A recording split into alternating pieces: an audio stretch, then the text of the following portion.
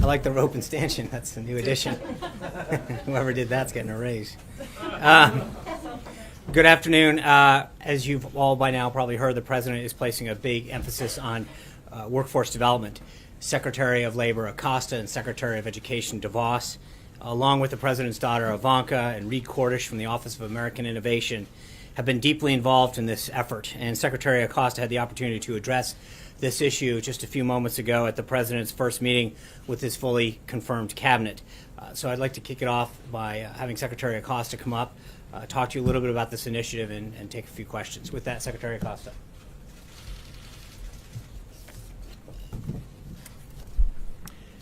Thank you and good afternoon. I especially want to thank the work that's been done by Ivanka Trump and the Office of American Innovation to develop the proposals that we'll be talking about this week. I'll be traveling with her tomorrow to Wisconsin, where we'll be looking at some excellent programs. Her leadership on this issue has been invaluable. As you know by now, the President will be making an important announcement regarding apprenticeships this week. He'll be visiting the Department of Labor on Wednesday. There are currently 6 million job openings in the United States, vacant jobs that can be filled. This is the highest number of job vacancies ever. A Business Roundtable survey released just last week found that 95% of executives reported problems finding qualified workers. Americans want to work. American companies want to hire. The issue is a mismatch between available jobs and prospective employees' job skills. This skills gap is a particular challenge in some of the fastest growing sectors of the economy, healthcare and information technology. And it also persists in some of the more traditional sectors of the economy. There are currently 360,000 job vacancies in manufacturing.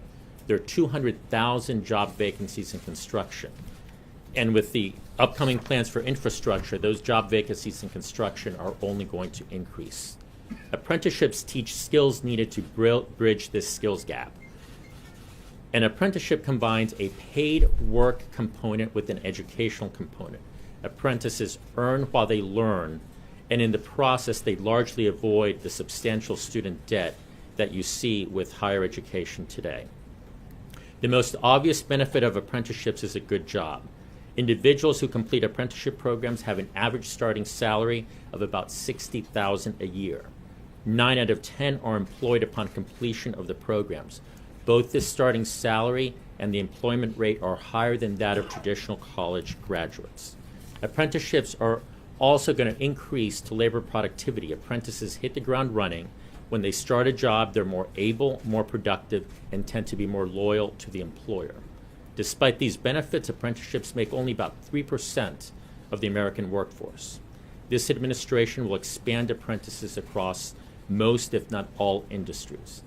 Higher education, too, should assume responsibility for promoting apprenticeships.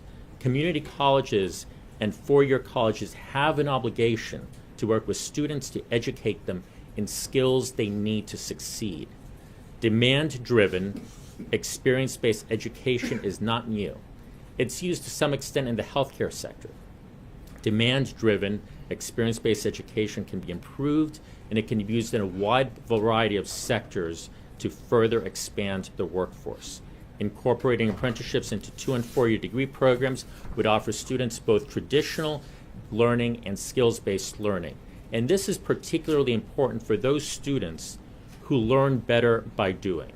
President Trump has seen firsthand the success of apprenticeship programs in the building trades, where he is very familiar. The building trades invest nearly $1 billion a year of private money into the apprenticeship program. President Trump has made clear his commitment to expand job opportunities here in America. Apprenticeships is one very important way that President Trump will fulfill that promise. And again, I'm very excited to work with Ivanka Trump and Reed Cordish and the Office of American Innovation as this program goes forward. Questions? Yes. I'm sorry, yes, in the front. So how exactly do you plan to expand these apprenticeships? What is the government going to do? I guess it's our understanding that it's not necessarily, you're not going to put more money towards these programs. So how are these apprenticeships going to expand? So if you look in the building trades, there's almost $1 billion that's spent every year. and that's all private sector money. The building trades have put together labor management organizations that jointly invest in these apprenticeship programs because they know both on the labor side and the management side that a skilled workforce is critical to the building trades. And that's how it's worked for a number of years. I've talked to several CEOs. Ivanka Trump has spoken to several CEOs. And there's excitement in the business sector. The private-private partnership where businesses come together with educational institutions to actually focus on demand-driven education, to focus education on the skills that business is demanding has worked in other sectors and can work throughout the economy. Yes? So the question is, where exactly do you see these apprenticeships? Because most of the complaints against it is that it's for low-paying jobs and not the higher education jobs that you need, and it amounts to nothing more than indentured servitude. So that's just factually wrong. If you look at Department of Labor data, the average starting salary for an apprentice is $60,000 a year, and that's higher than a college graduate. You know, I was out in Michigan at the Ford facility. I met with some of the apprentices at the Ford facility, and they love it. They love it. Let me finish. They love it. They are excited about it, and they're being paid a very, very good wage. I should add, though, that you see apprenticeships in white-collar positions as well. There are a number of firms that we're talking to that are looking at it for areas like bookkeeping, accounting. If you look at law schools, for example, there's been conversations, even in law schools, about the need for more experience-based education. The Carnegie Commission came out with a report a number of years ago about the importance of experience-based education in law. So the point I'm making is we need to stop thinking that this is limited to a certain kind of the job sector. Experience-based education works throughout all sectors of the economy. Yes, Just a quick follow-up, if I may. Just a quick follow-up. One follow-up. Okay, so but is your program geared towards the white-collar jobs or to mostly? Our program is geared will be geared to all industries and all jobs. The point here is to foster private-private partnerships between industry and educational institutions so that when students go to a community college or when students are looking at apprenticeship programs in the building trades or in four-year institutions, when they leave, they have the skills necessary to enter the workforce. In the middle, yes. Thanks, sir. In the president's budget, it talks about work requirements. Also, Congress is talking about some new welfare reform for able-bodied people. Could this sort of integrate into that at all? Well, certainly. One of the important aspects of this is the portability of credentials. When someone earns a skill, when someone learns a skill, it's important to signal to other employers that this person knows a certain set of skills. And so I should say the emphasis is on high quality apprenticeships because it's important to not water things down, and it's important to have skills that are portable and that are indicative of quality. Yes, ma'am. In terms of the overall focus on workforce development, the president's budget contains about 40% cut in all workforce skills programs from the last budget. If workforce development is a priority, why is the president calling for that? And then secondly, my understanding is the budget has about $90 million for apprenticeship programs, which is also what President Obama had requested. How is this expanding what the last administration wanted to do? Right. So let me circle back to the point I made about private partnerships and what the building trades do. The building trades invest $1 billion a year of private money to develop a skilled workforce. And so I want to challenge the assumption that the only way to move policy is to increase government spending. What we're trying to measure here is outcomes, right? And so private to private partnerships, if industry is in the building trades willing to work with labor to foster these programs, isn't that exactly what we want to see? And so we should measure success based on outcomes and not based simply on spending. Yes, ma'am. I'm sorry. Were you calling I was calling right in front of you, and then I'll follow up with you. How's that? So how do you foster these private-to-private relationships? Is there some executive action that will be taken? Is there a tax policy proposal? How exactly are you proposing that this would happen? So, Because it hasn't, I guess, organically happened beyond what already exists. I will answer in two parts. First, you've already seen that to a large extent as we've had roundtables with business leaders, as Ivanka Trump has conducted several meetings with CEOs around the country here at the White House. And the second part to your answer is stay tuned and listen to the Wednesday announcement. Yes, ma'am.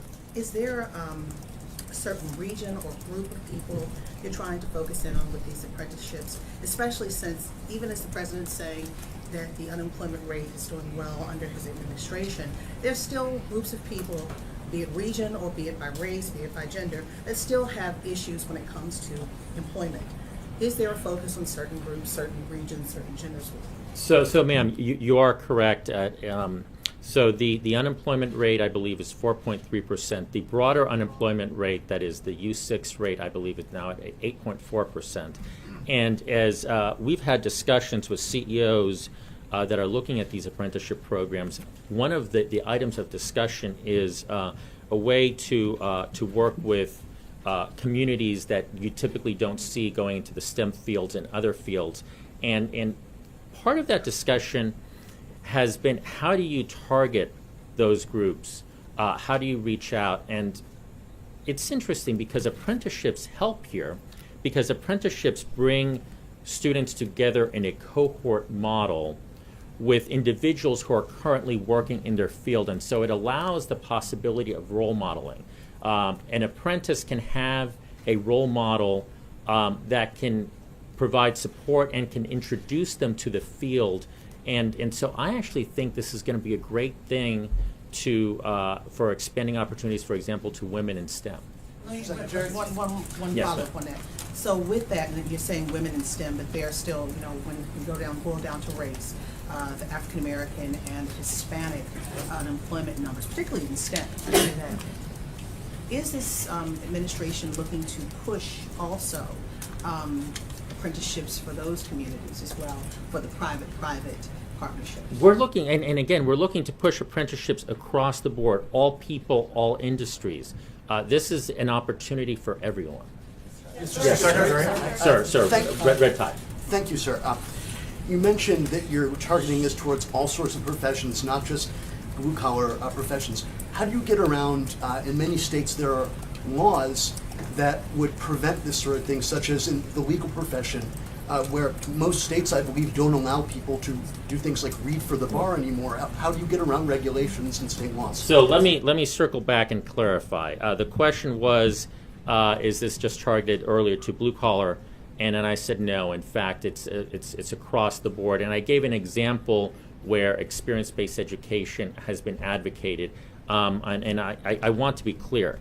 The vast majority of apprenticeships are not for law. Okay, let's start there. So the question about state barriers, I really think is a non-issue, because for the vast majority of apprenticeships are going to be in the types of professions where students are starting out.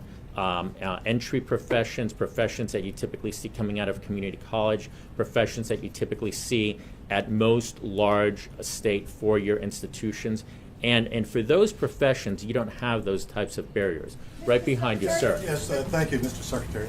Given the advantages of apprentice programs, what are the CEOs telling you about why they aren't used much more often? So, I don't want to speak for the CEOs because they haven't told me why they're not used more often. What I can tell you is that every CEO that I have spoken with has made a personal commitment to pursuing these. The CEOs are excited. I attended a business roundtable event around this, and to a person, the CEOs are looking forward to it because the CEOs need the skilled workforce, and they recognize Americans want to work. We just need to marry up the desire to work with the workforce skills. In the back, Thank you, Mr. yes, sir. Secretary. You're one of the newcomers at the administration here. I believe maybe this is the first time we've heard from you on camera, so I'm wondering if you could give us more of a broad reading of how you see the labor market currently. You mentioned the unemployment rate's at 4.3%. You brought up the U6, but I'm wondering if you could give us your read on what some of the bright spots are with the job market right now and what some of the challenges are as you see it. So the bright spots are obvious. We've had almost 600,000 new jobs so far this calendar year. The 4.3% unemployment rate is the lowest it's been in 16 years, since 2001. The number of job vacancies, in a sense, points to the skills gap, but it's really a phenomenal number that's quite positive. 6 million job vacancies means that if we can fix this skills gap, there's 6 million jobs that we can fill right now, and you compare that to 6.9 million individuals that are unemployed, and wow. I think one of to fully answer your question, one of the challenges that we need to look at is the labor force participation. There are a number of Americans that are forgotten, that have been ignored, and that have dropped out of the workforce. Labor force participation is lower than it should be, and our hope, and Ivanka Trump's hope, and this administration's hope, and certainly, President Trump just this morning referenced these individuals who are forgotten, because they're the ones that elected him. Through this apprenticeship program, we're hoping to bring them back into the labor force, because to have growth, we need that labor force growth. You would admit that this is just a small part of bringing the labor force participation rate up. What else do you think needs to happen? Is it tax reform? What else needs to happen? All of the above, right? This is a small but very, very significant part, because if you start changing the system to demand-driven education, where educational institutions, whether they be 2- or 4-year colleges or other or experience-based educational institutions, are providing workforce skills. With each passing year, for every hundreds of thousands of folks that go through this, those are all new jobs. But certainly, all the policies that you see this administration administering, whether it be tax reform or other, is part of bringing individuals back into the workforce. Ma'am. Yes. When would we see results? When would the skills gap close? And what types of jobs are we talking about exactly versus professions? So when, I think, is a very speculative question. I can't provide you an exact date. And the second question was, I'm sorry? Jobs. Again, what types of jobs? I think we're looking to apply this broadly across all industries. It's interesting, because as some of you know, I was at a university, and I know a student that really wanted to be a police officer, and so that student majored in criminal justice. And when he graduated, he probably had student debt, but he didn't have a job, because criminal justice doesn't prepare you to be a police officer. So what would things be like if actually a criminal justice degree allowed students that wanted to have the option of also attend a police academy? And I want to give that as a specific example of what these possibilities would be. What would a legal studies degree be like if you could actually also get paralegal or legal assistance training? There are possibilities all across that we can look at. Ma'am. Two things, so bear with me. There is an idea out there for at least one big city to require students graduating high school to have either letters saying they're going to college, the military, or indeed a trade school, which would lead to these kinds of jobs. I'm wondering what you think of that. And my second part of that is to really help us understand what the White House is doing with these meetings with the CEOs. Is anything being reduced to a memo of understanding or a letter so we actually get the pledge? Because I want to have more of a sense of what the is out there. Nice meetings are nice, but what is the promise that you could say that people are telling you, and how are you codifying it so you have it written down so you could go back to the CEO and you said you're going to do it and you didn't. So could you explain how you're writing it down? Happy to answer both. First, what do we think about requirements that every student have a letter saying what they're going to do? as I'll speak just for myself on this one. I worry about a requirement that requires students to do A, B, or C. I think our nation is about choosing, and I think you need to respect individuals' choices. And you can certainly encourage. You can say, what are you going to do with yourself? What do you want to do? But I always worry when I hear the word requirement, because I think we're about choice. Going to your second point, I'll say in part, stay tuned for the Wednesday announcement as to what specifically we're going to be doing. And I would say after that Wednesday announcement, you can certainly expect quick and vigorous follow-up with the various CEOs and industry associations with which the administration has been speaking, because at least for myself, the expectation would be, okay, you said you're very interested in this. Let's sit down and let's pen something out and let's see how we can go forward. One last question, ma'am. I want to get you to clarify your answer to Julie's question about the budget, because there's so much confusion about this.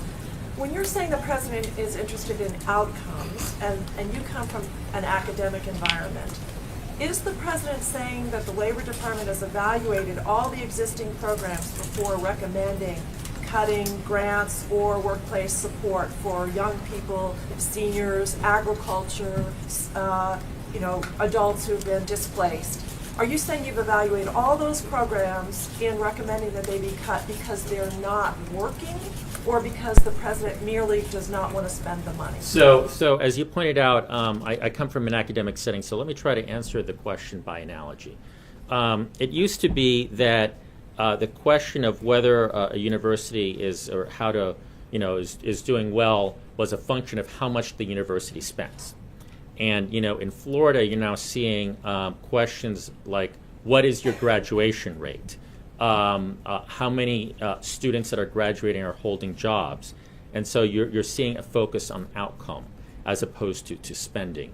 And the point that I was trying to make, and I'll reiterate, is that we tend in Washington to simply say, how much more money can we spend on something, rather than let's think outside the box and try to solve a problem. And I think we owe it to the American taxpayer that is ultimately footing this bill to focus less on how much we spend and more on whether, in fact, the problems are being solved. So thank you very much.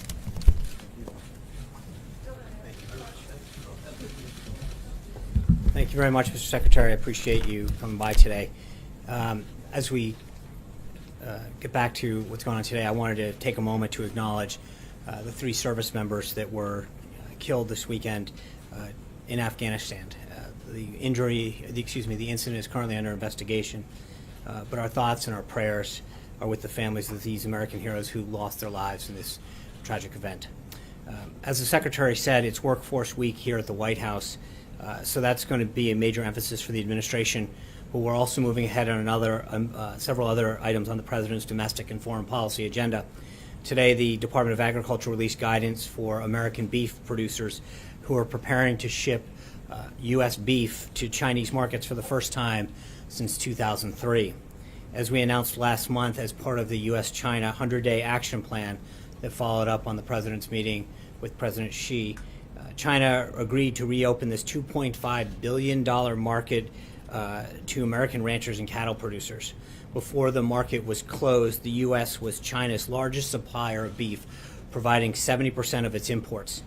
The actions by the U.S. Department of Agriculture today are an important first step in the process of reopening this lucrative market to American businesses. Tomorrow, the Vice President will be speaking at the Department of Health and Human Services about the continuing death spiral of Obamacare and why we need to keep our promise to the American people and repeal and replace it with a patient-centric alternative as soon as possible. This weekend, the President was in Wisconsin. The President will be there tomorrow, where he met with everyday Americans who've lost their plans, their doctors, and a lot of their hope for this failing law. As the Vice President said on Saturday, President Trump will never stop fighting for those families who are facing impossible choices every day as their premiums and deductibles continue to skyrocket. He won't rest until we have fixed this. The President's tax reform team is also continuing to hold meetings and discussions both at the principal level and the staff level as we work towards a consensus plan that will deliver middle class and tax simplification for everyone. Secretary Mnuchin of the Treasury and National Economic Council Director Gary Cohn continue to listen to members of Congress from both sides of the aisle. And Director Cohn will lead a listening session on tax reform with auto industry leaders later this week. These meetings have been incredibly productive, and we believe that tax reform is well on track for the President to sign later this year. Together, the three pillars of infrastructure, tax reform, and repeal and replace of Obamacare are key to reaching the President's goal of a booming and vibrant American economy. And the administration is going to continue to work every day to turn the President's promises into policies. Looking ahead, on Friday, the President's Commission on Combating Drug Addiction and Opioid Crisis will meet here. The meeting will be open to the public through a live stream on whitehouse.gov. I am also pleased to announce that President Trump will welcome Indian Prime Minister Modi to the White House on June 26th. He looks forward to discussing the ways to strengthen our ties between the United States and India and advancing our common priorities, fighting terrorism, promoting economic growth and reforms, and expanding security cooperation in the Indo-Pacific region. The two leaders will look to outline a common vision for the U.S.-India partnership that's worthy of India's 1.6 billion citizens. And before I take your questions, I want to wish the 41st President, George Herbert Walker Bush, a happy 93rd birthday from all of us at the White House. I hope he has a fantastic day and celebration. And with that, I'll take your questions. Lalit. Thank you. Following up on your India announcement, the President in his speech to the Indian American community on October 15th in New Jersey had said if he is elected, he would be the best friend of India ever in the White House. What steps President wants to take during his next 4 years or 8 years probably to implement his promise he made to the community here? Well, I know, and we've read these out a few times, but the President and the Prime Minister have had a number of positive phone conversations and expect to further that discussion when they meet in person on June 26th. As I mentioned just a moment ago, whether it's economic growth and reforms, fighting terrorism, expanding our cooperation as major defense partners. U.S.-India trade has grown sixfold since 2000, from $19 billion to $115 billion in 2016, and the Indian economy is growing at over 7%. U.S. energy and technologies, including natural gas, are helping to build Prime Minister Modi's vision for a new India and creating thousands of U.S. jobs in the process. I think you can expect the two of them to set forth a vision that will expand the U.S.-India partnership in an ambitious and worthy way of both countries' people. Jessica? Sean, thank you. 2 questions on trade. Number one, you talked about the beef arrangement. Is that beginning today, and can you flesh out a little bit more about what, because I understood there was going to be an announcement from USDA. Are we waiting for that to actually make this a fact, or where are we in the process? The U.S. Department of Agriculture will have many more details on the process moving forward, but the announcement's coming from them today. The shipment leaves today? No, I think the announcement's coming today. And secondly, my other quick question is on steel and aluminum and Yeah. the review that the administration's doing. The President said, and was quoted in one of the pool reports as saying that there is legislation being drafted on anti-dumping. The 232 process goes to Congress anyway. Was he referring to additional legislation or the 232 review that you'd already initiated as reported by Secretary Ross? So Secretary Ross should have a further update on the review, the 232 review later this week, I believe. When that comes out, there are certain recommendations that will be made to Congress to address anti-dumping provisions in the steel and aluminum and other markets. When that comes out, but I think there'll be recommendations to Congress to follow up on how to rectify some of the problems. Trey. Thanks, Sean. A couple questions for you. First, does President Trump have audio recordings of his conversations and meetings with the former FBI Director James Comey? The President made clear in the Rose Garden last week that he would have an announcement shortly. Do you have any sort of timeline on when that announcement will be? When the President's ready to make it. And a quick follow-up on the Attorney General. From the perspective of President Trump, what role did Attorney General Jeff Sessions play in the firing of James Comey? I'm not going to discuss private conversations between the President and the Attorney General. Sean, to that end, when Jeff Sessions testifies tomorrow, do you believe that he should invoke executive privilege on conversations between himself and the President as it relates to Jim Comey? I think it depends on the scope of the questions, and it would be to get into a hypothetical at this point would be premature. And in any way, did Jeff Sessions, folks at the DOJ, ask for the White House's permission, in essence, for him to testify publicly tomorrow? I don't know the answer to that question. I know Congress, generally speaking, sets the whether a hearing is open or closed based on the sensitivity of the subject. Is the president then okay with him testifying in this open setting tomorrow? I think he's going to testify. We're aware of it, and go from there. John. Just to follow on that, the president seemed to indicate that he thought that it was a mistake for Jeff Sessions to recuse himself from the Russia investigation. He said that his preference would have been to the contrary on camera. What does the president think about the fact that Sessions will be testifying tomorrow and, according to the Department of Justice, wanted to testify in an open session rather than a closed classified session? I think the president's been clear last week in the Rose Garden that he believes that the sooner we can get this addressed and dealt with, that there's been no collusion. He wants this to get investigated as soon as possible and be done with it so he can continue with the business of the American people. If I could ask you about the other headline of the day, the state of Maryland, the District of Columbia filing a lawsuit against the president, seeking rulings on 2 points in the emoluments clause of the Constitution. What does the RNC thinks that this is bogus lawsuit? What does the president, what's the White House's perspective on that? The president's interests, as previously discussed, do not violate the emoluments clause for reasons that length that the Department of Justice filing enumerate in their Friday night filing with respect to the Crew lawsuit, which was the first one. This lawsuit today is just another iteration of the case that was filed by that group Crew, filed actually by the same lawyers. So it's not hard to conclude that partisan politics may be one of the motivations behind the suit. The suit was filed by 2 Democratic attorney generals. The lawyers driving the suit are an advocacy group with partisan ties.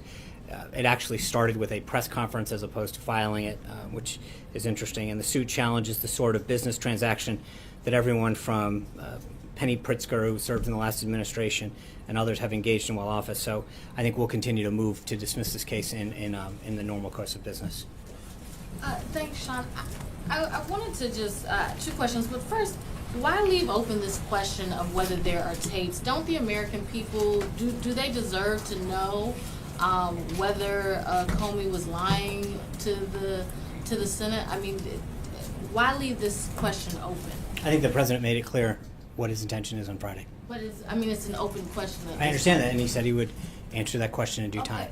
But to follow up on, speaking of lawsuits, for the Ninth Circuit, they just came out and they upheld the block of the travel ban. Any response to that? We're currently reviewing that opinion. I think we can all attest that these are very dangerous times, and we need every available tool at our disposal to prevent terrorists from entering the United States and committing acts of bloodshed and violence. We continue to be confident that the president's executive order to protect this country is fully lawful and ultimately will be upheld by the Supreme Court. Hey, Sean, so 2 questions for you then. I want to follow up on the tapes issue. If the president does have evidence that the FBI director lied under oath, what is he waiting for?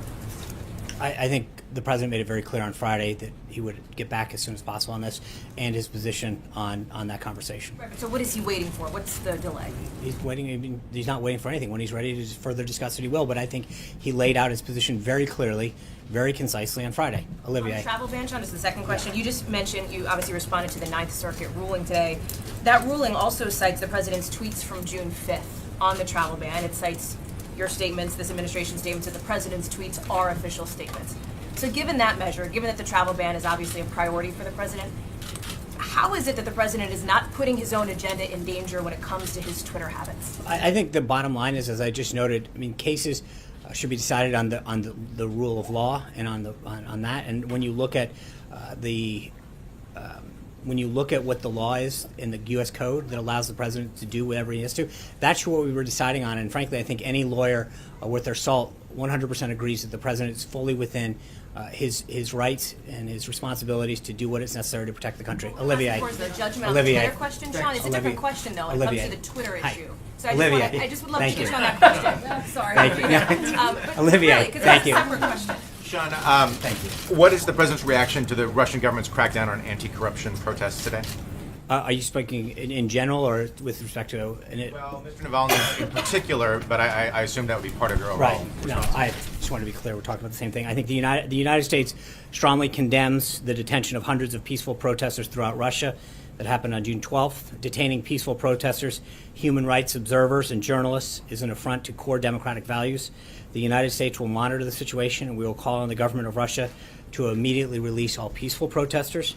The Russian people, like people everywhere, deserve a government that supports an open marketplace of ideas, transparent and accountable governance, equal treatment under the law, and the ability to exercise their rights without fear or retribution. Can I get one more? The president mentioned a press conference in a couple weeks on the ISIS review. Can you say where and when, and has he made a decision about changing the policy? When we have an update on his schedule, I'll let you know, but we don't have one at this time. Francesca. Thank you, Sean. You said that the president wants to see this Russia investigation and all these investigations wrapped up as soon as possible. He said on Friday that he would be willing to testify under oath. Can you say when he would be willing to do that? Would he be willing to do that before Congress goes into recess to get this done as soon as possible? I think he was actually specifically asked whether or not he would talk to Director Mueller, and he made it very clear what his position was. So he would. John. So sorry. I just wanted to be very clear about this. So he's not saying that he would go before Congress. I don't know. I've not had a further discussion with that. I know exactly what he said on Friday in the Rose Garden is exactly what he believes. Do you have confidence in Director Mueller, John. Sean? Thank you, Sean. Two questions. Does the president have a reaction to the vote in Puerto Rico yesterday, the non-binding measure calling for statehood as the first choice of the people for their future? This matter is something that's going to be determined now that the people have spoken in Puerto Rico. This is something that Congress has to address. So the process will have to work its way out through Congress. My other question was, there are widespread stories and speculation that when the president goes to Miami this Friday, he will undo the executive orders from the Obama administration that eased relations with Cuba. Can you confirm whether he will undo all of them or some of them? That's a good try. I will say that when we have an announcement on the president's schedule, we'll let you know. But just stay tuned. We have a very busy week and an ambitious agenda this week. George. Thanks. Following on some of the stories over the weekend in England, when the president signs off on a foreign trip, how much does he factor in his personal popularity in that country? None. And so since you brought it up, I don't, just so we're clear on that, Her Majesty extended an invitation to the president. He's accepted that invitation, and we look forward to scheduling that trip. But there's nothing that was scheduled, and we look forward to working out a mutually acceptable date with the United Kingdom, and then looking forward to sharing that date with you all when we have it. Thank you. Have a great Monday. Take care. Hope to see you in Wisconsin. No LGBTQ month proclamation.